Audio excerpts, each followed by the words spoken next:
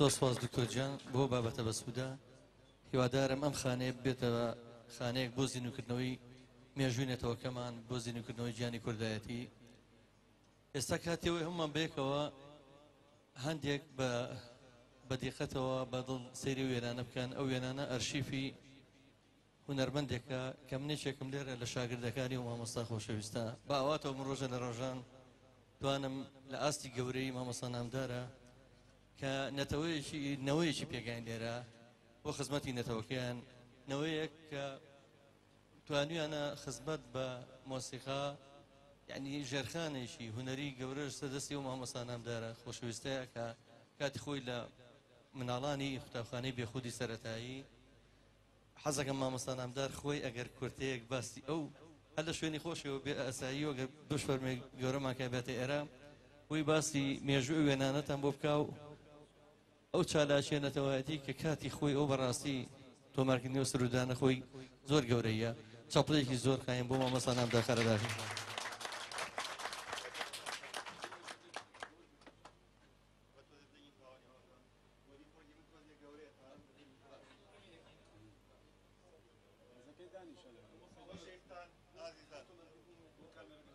بەڕێزان خۆشەویستان ئازیزان دانیشتوانی هێزە لە قوڵایی دڵەوە سپاسی ئەرکی ئامادەبوونتانەکەم لەم مەڕاستیمی ڕێزلێنانەی کە بۆ هونەرمەندی گەورەی نەتەوەکەمان کاک ناسیر ڕەزازی سازکراوە بەندەتان. خۆشحاڵم و سپاسگوزارم کە ئەم خانەیە خانەی کەڵتوری زەردەشت بەمە هەڵساوە جێڕێز و خۆشەویستیە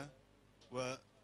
زۆر شادمانم کە قوتابیەکانم ئەمڕۆ لە مەیدانی هونەردا چالاکانە و نمونەشیان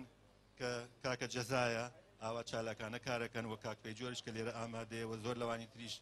کە بەڕاستی ئێستا لە مەیدانی هونەردا چالاکانە کارەکەن و دەوریان دیارە. ئەمە سەربەرزیە و خۆشکەریە بۆ دڵی من.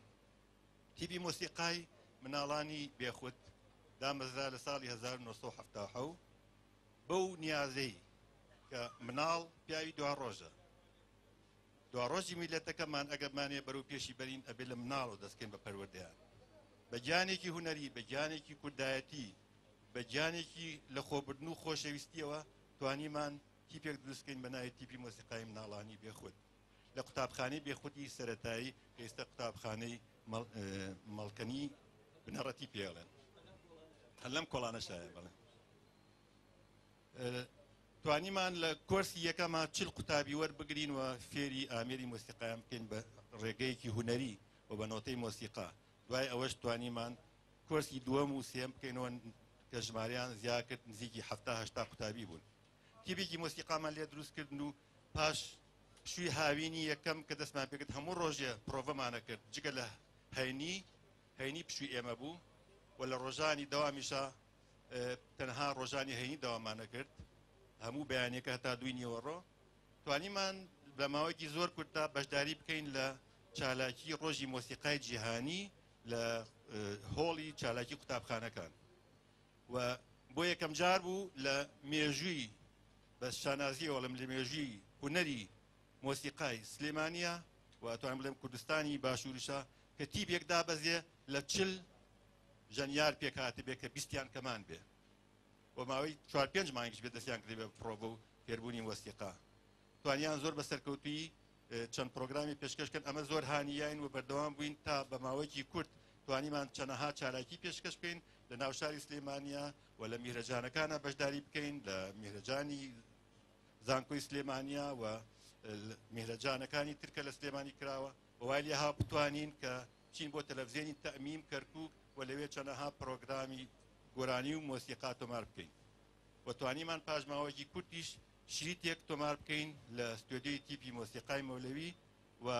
تا ئێستاش ئەو گۆرانیانە ماوە و جێڕێز و خۆشەویستی جەماوەری کوردین. لە کاتێکا کە هونەرمەندی مەزنی گەورەی میلەتەکەمان کاک ناسیر ڕەزازی لە بیارە بوو جواب بۆ من هات وتیان کاک ناسر لەوێ و لە تەکیەکەی شێخ عوسمانی بیارەیە هەر یەکسەر لەگەڵ برای بەڕێزم مامۆستا عارف و برای بەڕێزم جەمالی عومەر ملۆزم و کاک ئالانی کوڕی مامۆستا عارف کە ئێستا عازفکەمان و لە ئەڵمانیا دانیشە یەکسەر سواری سیارە بووین و چوین بۆ لای کاک ناسر. ئەم نێکماندی ناوی ناسر بوو وتمان ئێمانەیە کاک ناسر لەگەڵ خۆمانە بەرین وتی ئانا ناسر مەسئول عن ناسر وتی بۆتانیە بە هیچ جۆرێ لەم تەکێ دووری خەنەوە ئەوە ئەمرە و پێمان کراوە ئێمەش گەڕاینەوە بۆ سلێمانی و مامۆستا عومەر یونس خوا ئافریکا شوێنی بەهەشت بێت زڕ خەسووری محافظی سلێمانی شێخ جعفەر بوو بەهۆی ئەوە چوین بۆ لای شێخ جعفەر کە محافظی سلێمانی بوو داوامان لێ کرد کە کتابێکمان باتێ بۆ ئەوەی کاک ناسر بکەین بە میوان لای خۆمان شێخ جعفەر وتی باشە بە ناوی تیپی مۆسیقای مەولەویەوە کتابێ بنووسن و شێوەکەشی فێرکردین کە چۆن بینووسین مەرایی تیابێ وەرنەوە و بۆتان جێبەجێەکەین کتابەکەمان نووسی بردمان بۆ شێخ جعفەر شێخ جعفەر لە بەرچاو خۆمەوە کە دانیشت بووم ئەمە مێژووە بۆ یەگێڕمەوە دەستیایە تەلەفۆن بۆ مدیری ئەمنی سلێمانی خۆی نەیتوانی داوەتمان کە داوەتی کاک ناسر بکات بە میوانی ئێمە و پێی وت کە شتێکی وایە ئەمانەیە داوەتی کەین و ئەمە هونەرمەندێکی وا گەورێ ئەو موافقەتی کرد ئەنجا شێخ جعفەر کتابێکی یاینێ و لێ نووسی لەسەر موافقەی تەلەفۆنی مدیری ئەمنی سلێمانی بڕیارماننا کاک ناسر بێ بە میوانی تیپی مۆسیقای مەولەوی بەخۆشیەوە لە پاسە گەورەکان وازام هەژدە نەفەرەکانی ئەو کاتە بوو گرتمان و بەخۆشی ڕۆشتین بەرەو بیارە بۆ لای کاک ناسر ئەمنەکەی مەسئولی کاک ناسر ناسری مەسئولی کاک ناسر هاتەوە بە ڕوومانوتمان هاتوین کتابی محافظەمان پێ ئەمانەیە کاک ناسر بێنین وتی محافظ من و ئاستان محافظ قیمەتی نەلای ئێمە وتی وتم کتابەکە بخێنەرەوە کاکە گیان بزانە مدیری ئەمنیش موافقەی کردو کە کردیەوە مدیری ئەمن موافقەی کردو لە کتابەکە یەکسەر ڕازی بوو کاک ناسرمان هێنایەوە بەرەو سلێمانی یەکەم کڕەت کە دابەزی لەبەر ماڵی ئێمە دابەزی لە کۆڵانی توی مەلیک لای ماڵی تەڵاخانەوە سەر و ماڵی خەتیبی ئەوسا کە کاک ناسر یەکەم هەنگاو خستی سەر خاکی سلێمانی یەکسەر دانەیە و ئەرزەکەی ماچ کرد ئەمە شتێکە کە قەت لە یاد ناچێت نازەم خۆی بیری ما بیاننا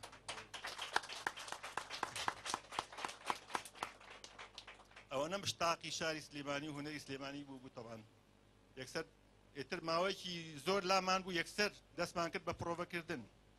شەو ڕۆژمان خستە سەر یەک لەگەڵ تیپی مۆسیقای مەولەوی یەکەم ئاهەنگ بە خۆڕایی گێڕامان لە هۆڵی قوتابخانەی لە هۆڵی نەقابەی کرێکاران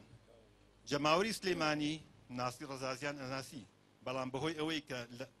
پەنابەرێکی کوردستانی ڕۆژهەڵاتەوە هاتووە دا ئەوەنە حەماسەتیان جوڵا و کوردایەتیان بەرز بووە بڕوا بکەن هۆڵی سانەوی کرێکاران هۆڵێکی زۆر بەرز بوو و پەنجەرەکانی کە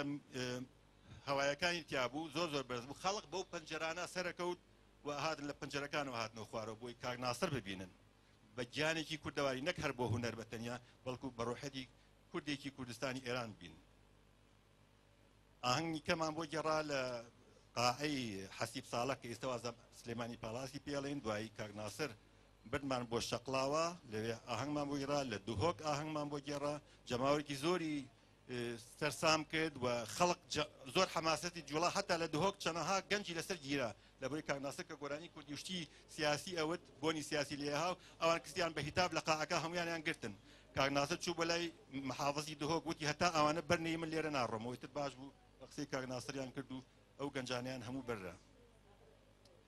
و بۆ کاک ناسر هاتین شیتێکی هونەری شان بۆ تۆمار کرد لە هۆڵی لە ستۆدیۆی زانکۆی سلێمانی دوایی بیرمان لەوە کردەوە کە سرودێکی کاسێتێکی نیشتیمانی بۆ تۆمار بکەین بەڵام ئەو کاتە هەشتێک بە حاڵبوونی کوردەوادی لێ هاتایە و باسێکی کوردی تیا بوایە و هەشتێک بەلای ئەوە بڕۆشتایە ڕەفز بوو هەشت گۆرانێکمان بناردایە فۆلکلۆریش بووە بە حاڵ بۆنێکی کوردی لێ هاتایە ئێمە ڕەفزمان بۆ هاتەوە ناچار بووین بە نهێنی سرودێکی نیشتیمانی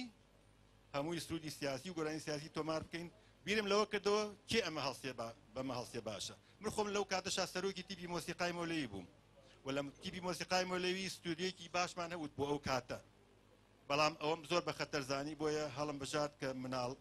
کۆمەڵێک لە قوتابیانی قوتابی خۆم تیپی مۆسیقای مناڵانی بێ خۆم هەڵبژات و هاتین لە چلێ هاوینە ژوورێ لە ژوورەکانی دەرەوەی قوتابخانەکە کە لەسەر ساحەکە بوو بە بەتانی گرتمان و هاتین تەجیرێکی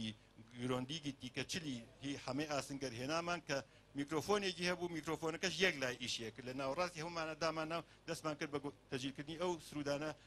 ئەی شەهیدان دایە ماڵ ئەوە و ڕووکاز و سەرگەردانە من پێشمەرگەی کوردستانم کۆمەڵە لەم سرودانە بوو تۆمار کرا و بە نهێنیش و بەکەس نەوترا ئەوانەی کە تیا بەشدار بوون حەزەکەم ناوەکانی بێنم ئەوەی لە یادم نەچوو بێ لە یادم چوو حەزەکەم کاک پەیجۆر یارمەتیم بات لە مناڵەکانی بێخود کاک ئالان عارف کاک پەیجۆر علی شەونم کاک پاکۆ علی شەونم بەیاد حەمۆمین نیاز نووری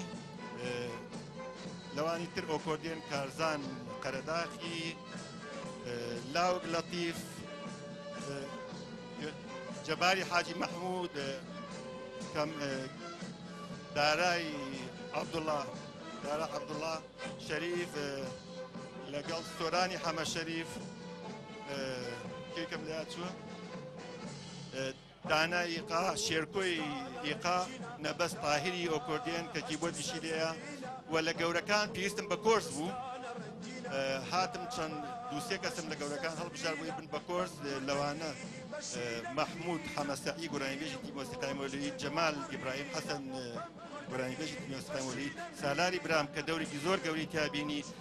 لە کۆرسا و لە نووسینەوەی ئەو گوتانەی کە لە پێشیەکی سنوودەکا هەیە و لە پێشی شەهیدانە هەیە هەمووی سالاری برام نووسیەوە لە ماڵی خۆمان ئەوانمان تەجی کرد لەگەڵ مەقامەکانە هەمەی ئاسنگە دەورێکی زۆر باڵای تیابینی مامۆستا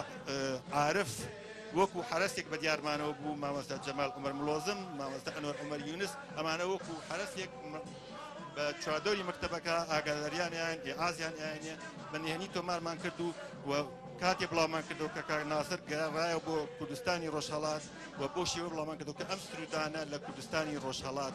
تۆمار کرا و کاک ناسر لێوتێتی مۆسیقەکان هەمووی مۆسیقای ڕۆژهەڵاتن و لە پێش هەموو شوێنەکان نارمان بۆ دەنگی کوردستانی عێراق دەنگی پێشمەرگە و لە ناو شاری سلێمانی هەموو شارەکانە لە ڕێگەی تەنزیمی داخلیەوە بڵاو بووە و ئەوەی زۆر خەتەر بوو بۆ ئێمە ئەوە بوو کە خەڵکێک هەستی پێ کرد کە ئەم مۆسیقایانە مۆسیقای ئێرە و هی ئێرانیە ڕۆحێتەکەی دیار بوو هەتا زۆر کە زەها بۆ لای من تۆمارگای کانیاویشمە بوو ئەی ئەو کەمانەی کە لێنرا ئەو تەقسیمانەوە تەقسیمی تۆیە من بەڕاستی لەرزم لێ هاتکەوەیان پێوتم زۆرە ترسان بەڕاستی کاک ناسیش زۆر مەردانە و نەترسانە کرد بۆ کارە هەڵسا ئەمە بوو کورتێک لە باسی دوای ئەوەی گوێبیستی ئەو سەرۆریانە بوون کەم سرودانەیە شایانی ئەوە ئێستا کە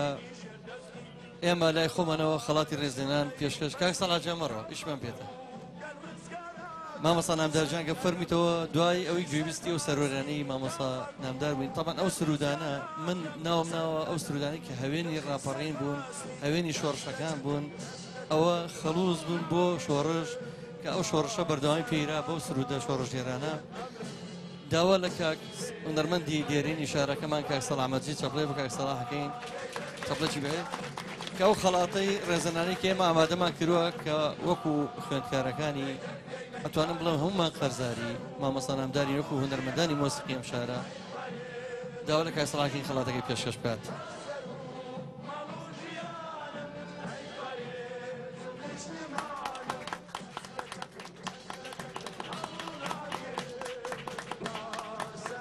مامۆستا جان پیرۆزە ئێمە جایتر ژەڵێمە و خەرزاری توانە هونەریەکانی مامۆستا نامدارین وەکو هەموو هونەرمەندانی ئەم شار منی زۆر سپاسانەکەم بەڕاستی من قەرزاری ئێوەم کە ئێوە سەری منتان بەرز کردوێتەوە قوتابیەکی بە ئەمەکن وەلێ هاتوون و دەورتان هەیە کە کاتی ئێوە بینم کاری هونەری سەرکەوتوو پێشکەسەکەن بڕواتان بێت لە هینەکانی خۆمم پێخۆشترە ئێوە بەشێکن لە من بەڕاستی من قەرزاری شاری سلێمانیشم قەرزاری گەلی کوردستانم قەرزاری ئەم خاکی کوردستانم کە ئەو منی پەروەردە کردووە ئەو منی فێر کردو ئەم شارە منی فێر کرد کە کوردپەروەر بم